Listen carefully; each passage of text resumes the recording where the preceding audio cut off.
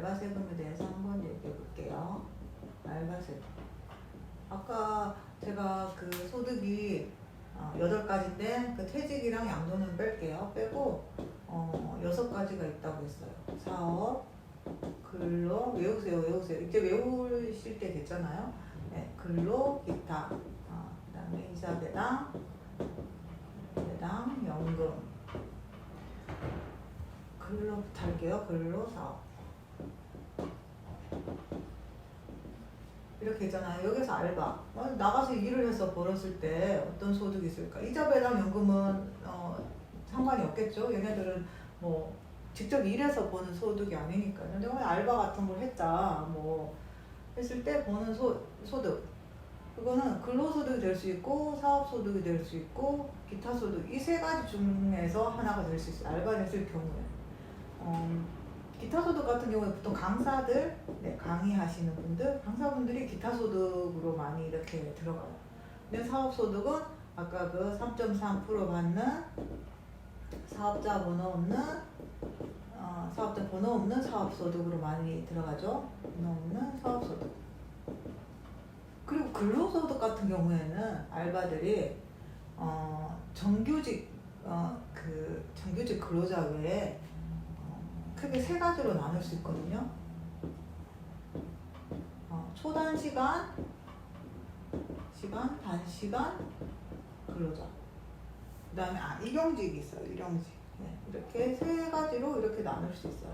내가 만약에 일을 하러 갔을 때 알바를 한다 그러면 이 중에 하나 이렇게 들어가는 거죠. 뭐 3.3% 떼고세 월급 줬다. 그러면 사업소득이 거예요. 알바를 했을 때. 근데 8.8 기타 소득은 8.8%를 빼고 그 월급을 주거든요. 8.8%를 뗐다. 그러면 기타 소득인 거예요. 그 다음에 이거는 일용직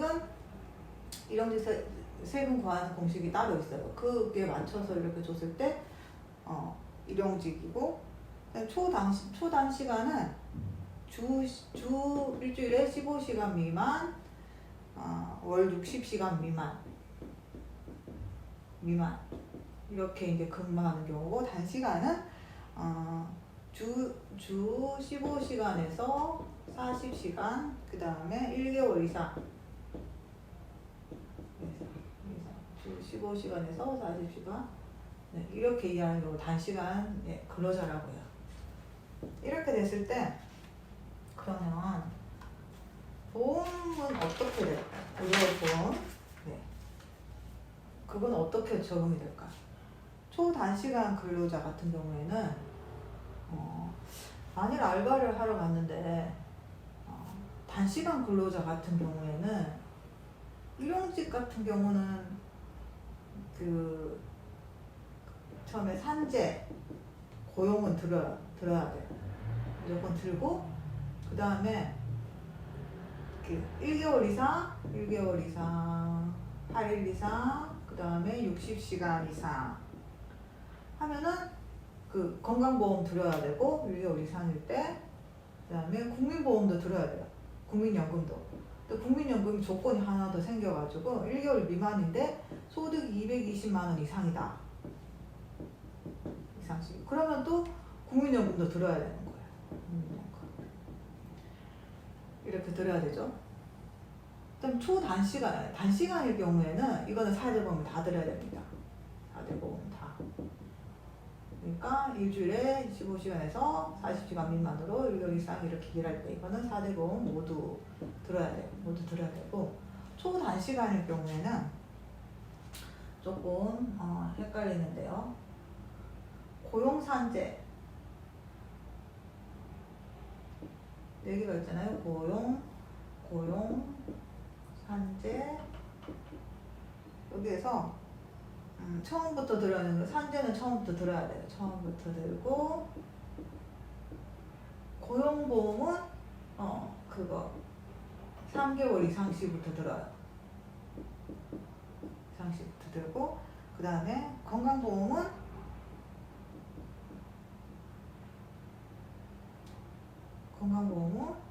안 들고, 이렇게 해서 초단시간인 경우는 고용산재 건강 국민보험인 경우예요. 산재보험은 처음부터 들어야 돼. 그 다음에 고용보험은 3개월 이상부터 들어야 되고, 국민연금은 3개월 이상부터 선택. 그다음에 건강보험은 안 들어도 됩니다.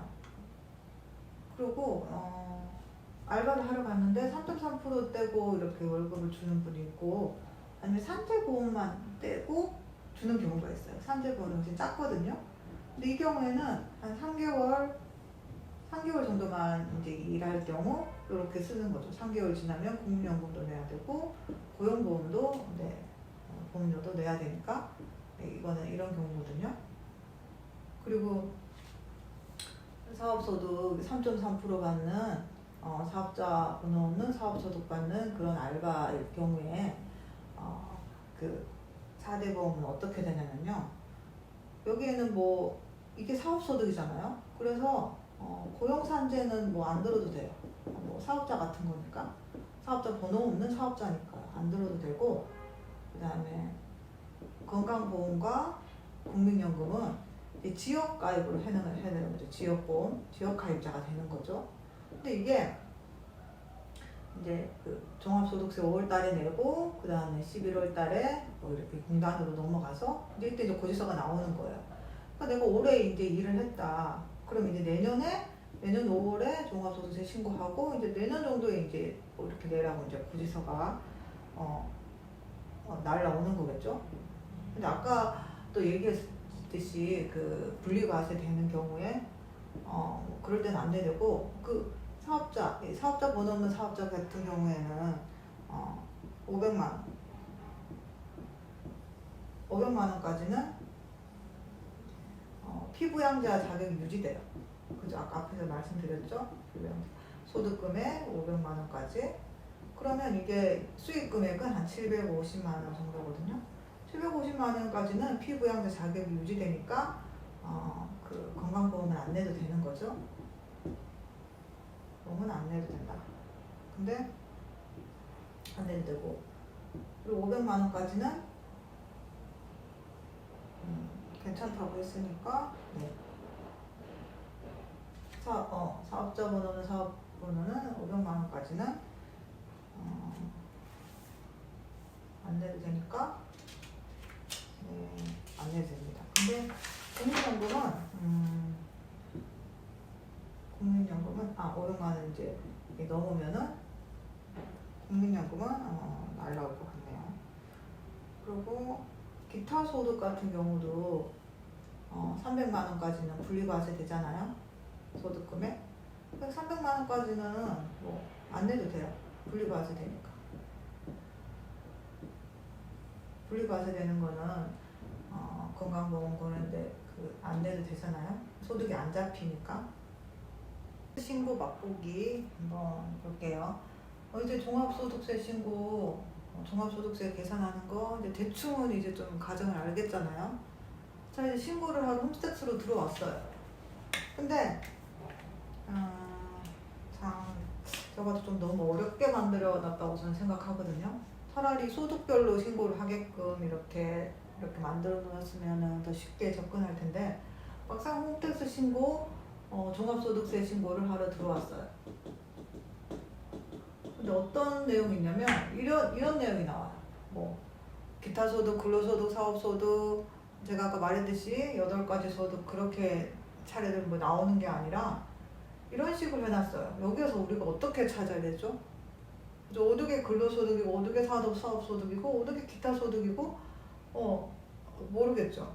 이런 식으로 나와요. 모두 채용, 단순 경비업 신고, 일반 신고, 근로소득 신고, 분리과세 임대주택, 종교인 기타 소득 신고, 중간 내납 순액 신고, 토지 등 매매 차익 내는 신고, 뭐 이런 식으로 나옵니다. 그럼 이 중에서 우리가 찾아서 들어가야 돼. 근데 뭐 친절하게도 나라에서는 종합소득세 안내문에 뭐 이런 A, B, C, D 이렇게 해가지고 유형을 안내를 해주잖아요. A형이다, B형이다, E형이다, 뭐 D형이다, 뭐 F형, 뭐 지금 납부세이고 G형 뭐 이런 식으로 종합소득세 안내문에 이렇게 나옵니다. 그걸 따라서 맞춰서 이렇게 찾아서 들어가면 돼요. 그러면 처음에 모두 채움, 단순 경비월 신고 이렇게 나오잖아요. 여기에서 F 유형이 나오면, 만약에 안내 유형에 내가 F 유형 뭐 모두 취업 납부세액이라고 이렇게 적혀 있으면 이쪽으로 들어가면 돼요. F 같은 경우에는 모두 체험돼 있고 납부세액이 있는 경우고 모두 체험돼 있고 환급세액이 G 같은 경우는 환급세액이 환급 돌려받을 게 있다는 경우죠.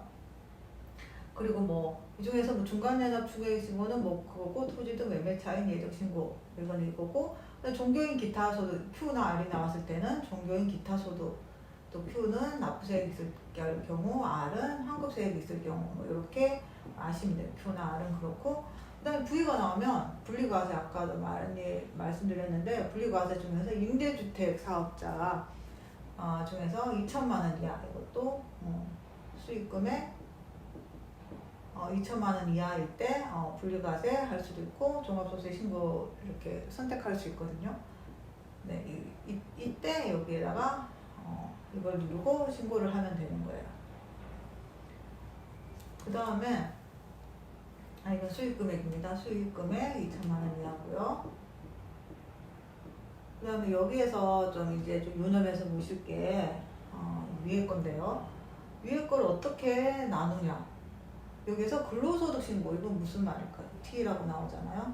여기에서 이거를 크게 얘만 사업소득이 없는 거예요. 모두 처리 단순 경비신고나 일반신고 얘네들은 다 사업소득이 있는 소득들이에요. 사업소득이 있고 다른 소득이 있는 그런 경우들이거든요. 근데 얘는 사업소득이 없고 근로랑 아까 6가지 제가 이렇게 말했잖아요.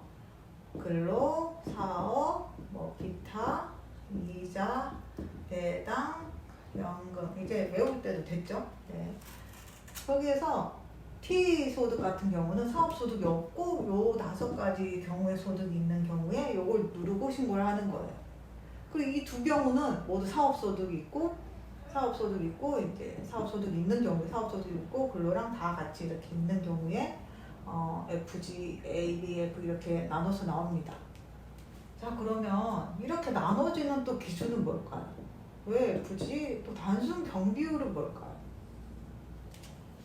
여기에서 여러분이 단순 경비 많이 들어봤을 거예요. 단순 경비율, 그 다음에 경비율, 기준 경비율이 있습니다.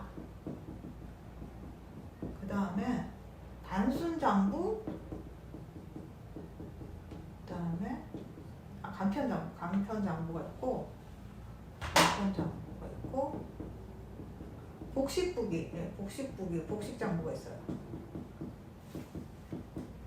이게 다 뭐냐? 아까 제가 종합소득세 과정을 이렇게 쭉 설명했잖아요. 거기에서 수익 금액에서 필요 경비를 이렇게 뺐잖아요. 필요 경비. 그러니까 필요 경비를 어떻게 해주냐? 그거예요, 이게 다. 이걸 단수 경비를 할 거냐, 기준 경비를 할 거냐, 간편 장부로 써서 낼 것이냐, 복식 장부로 써서 낼 것이냐. 그래서 단순 경비율은 또 뭐냐? 단순 경비율, 뭐 기준 경비율, 간편 장부, 복식 장부 이런 말 많이 들어보셨죠? 이게 어디에 들어가는 거냐면 아까 저기 종합소득세 과정을 쭉 설명할 때 처음에 수익 금액이 있었고요. 그 다음 필요 경비라고 했어요. 필요 경비를 빼준다고 이거를 사업자 사업소득 할 때 사업소득 그 종합소득세 할 때 말이에요. 그러니까 필요 경비를 어떤 식으로 해줄 거냐 그거거든요. 단순 경비율로 해줄 거냐 기준 경비율로 해줄 거냐 해서 빼줄 거 간편 장부를 써서 빼줄 거냐 복식 장부를 써서 빼줄 거냐. 근데 이 중에서 제일 좋은 게 뭘까요? 네, 바로 단순 경비율이에요. 왜냐면 60% 정도 이렇게 쳐주거든요. 내가 뭐 100만 원 벌었어. 그럼 60% 빼줘요. 그럼 40만 원에 대한 세금만 종합소득세 그 세율표 보고 내면 되니까 세금이 엄청 작아요. 단순 경비율. 누구나 다 단순 경비율로 세금 내고 싶겠죠? 그렇잖아요. 단순 경비율 많이 쳐주니까. 근데 우리나라 그 세금이 그렇게 호락호락하지 않겠죠? 그렇게 작게만 걷어서는 나라를 뭐 운영할 수가 없잖아요. 나라 운영하는 데는 세금이 많이 드니까. 네. 그래서 이게 단순 경비율에서 단순 경비율로만 세금을 계산하면 좋지만 어떤 매출 이상이 되면 기준 경비율을 써야 됩니다. 기준 경비율은 몇 개만 이렇게 하고 기준 경비율 비율이 세율이 더 이렇게 낮아요. 낮다 그래야 되나? 그래서 얘보다 세금이 더 많이 나와요. 기준 경비율 같은 경우에. 그래서 사람들이 기준경비율로 그 필요경비 액수를 할 바에는 그냥 장부를 쓰는 게 낫다고 생각하거든요. 장부를 써서 차라리 경비를 더 많이 빼는 게 낫다. 기준경비율이 좀 이렇게 그 비율이 작으니까 그렇게 이제 하거든요. 근데 이것도 마음대로 할 수 있는 게 아니에요. 이게 다 액수가 정해져 있어요. 저희가 사업을 하면은 크게 우리나라 사업이 1번 도소매, 2번 제조업, 3번 서비스업 이렇게 나눠집니다. 이렇게 나눠지는데 모두 단순 경비율을 하고 싶어 한다고 그랬잖아요. 단순 경비율은 뭐 직전 수익 금액이 6천만 원 미만이어야 돼요. 6천만 미만. 그 다음에 제조업일 경우는 3,600만 미만. 그 다음에 서비스업 경우는 2,400만 미만. 이때 그 서비스업 매출액이 그러니까 직전 수익 금액이 2,400만 미만이 되어야지 저 단순 경비율 쓸 수 있는 거예요. 이 액수를 넘어가면 기준 경비율 써야 됩니다. 내가 만일에 뭐 전자책을 팔았어요. 전자책 수입이 서비스업이거든요. 2,400만 안 됐어요. 그러면 단순 경비율을 계산해서 서금을 조금 적게 낼 수 있어요. 근데 2,400만 원이 1년에 넘었어요. 그 수입 금액이. 그러면 이제 기준 경비율로 해야 돼요. 기준 경비율로 해야 되고, 그리고 복식 기준 경비율로 이렇게 하는데 또 장부를 기준 경비율 이게 넘어가면은 사람들이 기준 경비율 하는 것보다는 간편장부 쓰는 게 더 좋다고 생각해요. 이 간편장부를 썼을 때 더 세금이 적게 나오니까 기준 경비율을 했을 때보다. 근데 또 간편장부를 쓰고 싶어요. 이제 2,400만 넘었어. 이제 간편장부를 씁니다. 근데 또 간편장부만 또 계속 쓰면 안 돼요. 또 어느 매출이 높아지면 복식장부 써라 그렇게 합니다. 복식장부는 어렵거든요. 이것도 세무사에 또 맡겨야 되고 또 어려워요. 또 이걸 쓰라고 해요. 이 또 액수가 또 도소매는 3억 1억 5천 7,500만 원입니다. 이 이상 수익 금액 그러니까 매출액이 나오면 이제 니네는 이제 복식장부 써야 돼. 복식장부 써야 된다. 그렇게 다 정해놨어요. 복식장부.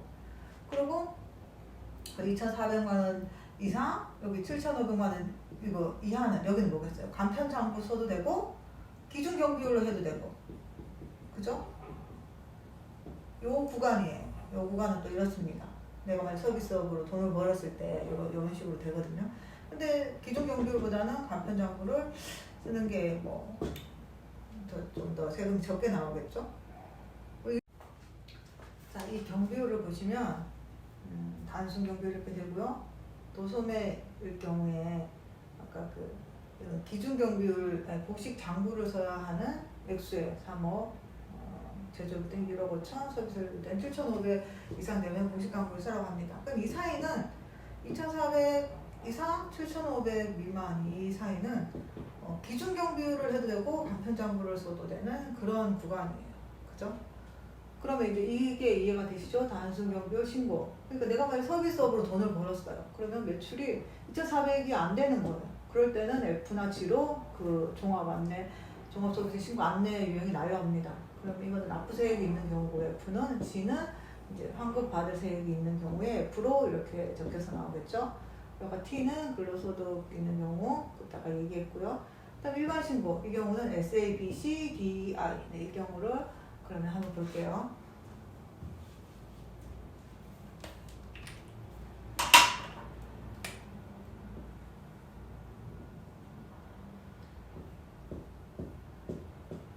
S, A, B, C, D, E, I 이 경우에요. 자, S 같은 경우는 어떤 경우냐면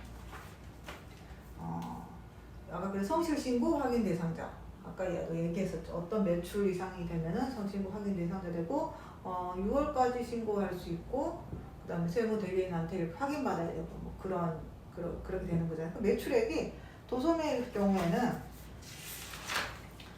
5억이에요. 이거는 성실신고 때 5억이고 제조업일 때는 그 7억 5천, 서비스업일 때는 15억이에요. 성실신고 아니고 이게 아니고 도소매일 때는 15억, 그 다음에 제조업은 7억 5천이고 서비스업은 5억 이렇게 되겠네요. 근데 이 이상이 됐을 때는 성실신고 대상자가 돼요. 그러면은 S 유형으로 날라오겠죠. A 유형으로 날라오는 경우는 그리고 S 유형으로 날라갔을 때는 이거는 기준 경비율이나 복식 부기를 합니다. 기준 경비율이나 복식 부기로 경비율을 해요. 그러면 기준 경비율보다는 복식 부기로 많이 하겠죠. 기준 경비율이 세금이 더 많이 나오니까. A 같은 경우는 외부 조정 대상자입니다. 그러니까 세무 대리인 통해서만 이렇게 그 세금 신고를 하라는 거거든요. 여기도 기준 경비율이나 복식 부기 이렇게 하고, B 같은 경우는 자기 조정 대상자입니다. 그래서 세무 대리인 없이 뭘 신고할 수 있는 건데요. 이것도 기준 경비율이나 복식 부기. 복식 부기로 보통 많이 하겠죠. 그다음 C 같은 경우는 복식 부기 의무자예요. 복식 부기 의무자. 전년도에는 경비율을 했지만 올해는 복식 부기를 할 경우 복식 부기 의무자가 되겠네요. 복식 부기를 해야 되겠죠. 여기는 복식 부기. 그 다음에 D 같은 경우는 간편 장부 대상자입니다. 여기서 조금 헷갈리는데요. 잠깐만요. 대상자 모두 채움 제외. 그러니까 간편 장부 대상자면서 모두 채움 제외거든요. 이 같은 경우는 이는 간편 장부 대상자예요. 대상자.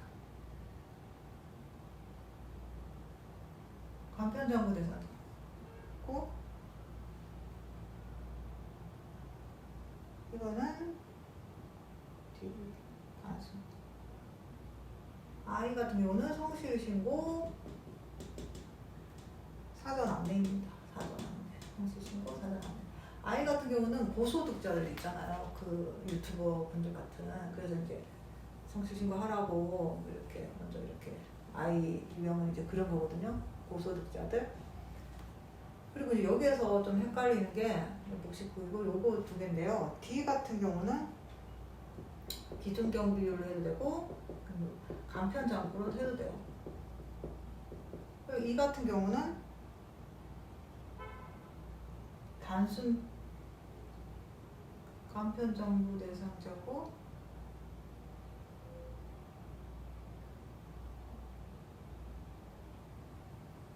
이 D 자 이제 SABC DI 경우를 보실 텐데요. SABC DI 경우를 보면은 여기서 I 같은 경우는 성실신고 사전 안내 대상자예요. 이렇게 고액 그 소득자들 있잖아요. 유튜버 분들 같이. 그분들 같은 경우에 이 I 유형이 날라오고요. 그다음 S 유형 같은 경우는 성실신고 대상자예요. 아까 나왔는데 어떤 매출 이상이 되면은 한다고 했잖아요. 세무 대리인 통해서만 신고 확인을 받고 이렇게 신고를 하라고. 그리고 6월달까지 종합소득세 신고를 할 수 있어요. 그 금액이 도소매 같은 경우는 15억, 제조업은 7억 5천, 서비스업은 5억 이상일 때 성실신고 대상자가 됩니다. 이때는 기준경비율, 복식부기 두 개 중에 살 수 있는데 복식부기로 보통 하겠죠. 그리고 A 같은 경우는 외부조정 대상자예요. 무조건 세무대리인 통해서만 신고를 해야 돼요. 기준경비율이나 복식부기를 하고요. B 경우에는 자기조정 대상자예요. 세무대리인 없이 자기조정. 자기가 이렇게 신고합니다. 기준경비나 복식부기. 그 다음에 C 같은 경우에는 복식부기 의무자예요. 전년도에 경비율을 신고했는데 이번에는 이제 복식부기를 해야 됩니다. 복식부기로 해야겠죠. 그다음에 D 같은 경우에는 D랑 E가 조금 헷갈리고 좀 까다로우실 텐데 D 같은 경우는 간편장부 대상자입니다. 간편장부. 아까 여기서는 기준경비율이나 간편장부를 해야 됩니다. 됐죠? 간편장부 대상자인데 아까 여기서 제가 그랬죠. 2,400만 서비스 경우에 2,400만 미만일 때는 단순경비율을 하면 돼요. 근데 2,400만 넘었을 때는 기준경비율로 해야 됩니다. 근데 그때 7,500만 또 이상은 복식부기를 해야 되거든요. 7,500 미만은 또 간편장부를 해도 돼요. 이 사이에 매출이 있는 경우죠. 그러니까 D 같은 경우에 서비스일 경우에 말이에요. 그러니까 요 사이에 2,400 이상, 7,500 미만 이때 요 그 간편장부를 하거나 기준경비율. 근데 간편장부를 하는 게 세금 덜 나오겠죠. 요 D는 이 경우입니다. 그러니까 장부를 좀 웬만하면 쓰는 게 낫겠죠. 매출이 막 이 사이에 들어간다 싶으면 또 이 경우랑 이 경우는 또 매출이 또 다르겠죠. 이 서비스일 경우에 이 경우입니다. 그리고 이제 이 같은 경우는 단순 경비율 대상자 모두 채움 제외 이렇게 돼 있는데요. 여기에서 단순 경비율 모두 채움 이 F와 G 경우 있었잖아요. G 외의 경우인데 F나 G 같은 경우에는 사업소득만 있는 경우예요. 사업소득만 있는 경우에 이렇게 나오거든요. 유형이 안내가 나오는데 요거는 사업소득도 있고 다른 소득이 또 있는 거예요. 다른 소득 있을 때 이제 이 경우로 이렇게 통보가 가는 거예요. 안내가 가는 거예요. 이렇게 안내 유형은 이렇게 아시면 되실 거예요.